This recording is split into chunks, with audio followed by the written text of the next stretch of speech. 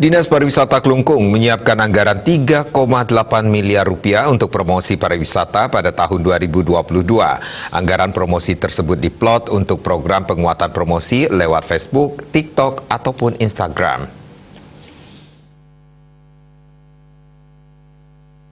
Bupati Klungkung Inyoman Suwirto menjelaskan anggaran tersebut tidak hanya untuk promosi lewat media sosial seperti Facebook, Instagram, dan TikTok saja, melainkan di dalamnya juga termasuk promosi dengan mengundang langsung para travel agent, guide, dan mengundang para pejabat. Mengundang para pelaku perjalanan tidak cukup dengan virtual saja, pemerintah akan melayani mereka mulai dari tour guide sampai pejabat. Promosi akan dilakukan dengan berbagai cara termasuk mengundang travel agent dan media internasional. Promosi lewat kegiatan festival-festival dipastikan tetap dilaksanakan dengan harapan tetap menumbuhkan kreativitas anak muda dan meningkatkan perekonomian masyarakat sekitar di masa pandemi.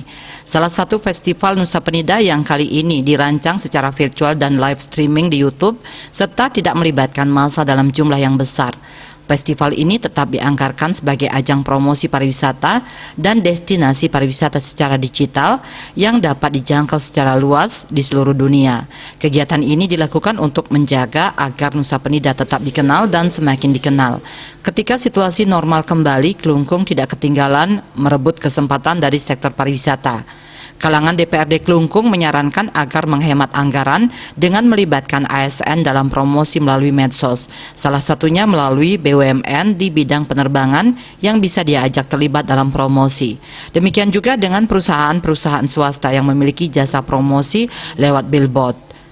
Upaya-upaya demikian diyakini dapat menghemat anggaran. Bupati Suwirto mengapresiasi saran tersebut. Namun Bupati tidak dapat memastikan para ASN tersebut memiliki relasi yang banyak dan juga luas.